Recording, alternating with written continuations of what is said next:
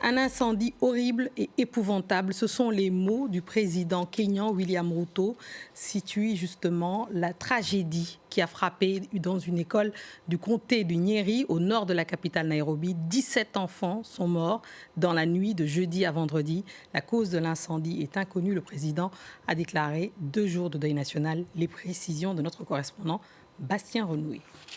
Il était 23 heures lorsque l'incendie a débuté. 156 élèves étaient présents dans le dortoir, âgés de 6 à 14 ans. Selon la police, 17 au moins ont perdu la vie et 14 ont été plus ou moins grièvement blessés. La police explique que ce sont les voisins qui sont intervenus en premier. Des centaines de personnes se sont mobilisées pour essayer de sauver les élèves, alors que les pompiers ont mis plusieurs heures pour arriver sur place, faute, disent-ils, à des chemins boueux. Des cellules d'aide ont été mises en place dans l'école et dans l'hôpital régional pour aider les élèves et les parents qui en auraient besoin.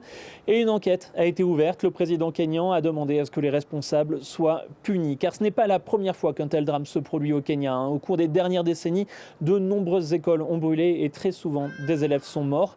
Alors des règles ont été édictées pour éviter que de tels drames ne se reproduisent. Il doit notamment y avoir plusieurs portes dans chacun des dortoirs. Elles doivent s'ouvrir vers l'extérieur pour faciliter la fuite des élèves. Mais selon un rapport publié par les autorités il y a de cela 4 ans, eh bien de très nombreuses écoles au Kenya ne respectent pas ces règles. De tels drames sont donc à prévoir. D'ailleurs, cette semaine, au moins 2 autres écoles ont brûlé dans le pays, mais cette fois-ci, il n'y avait pas eu de mort chez les élèves.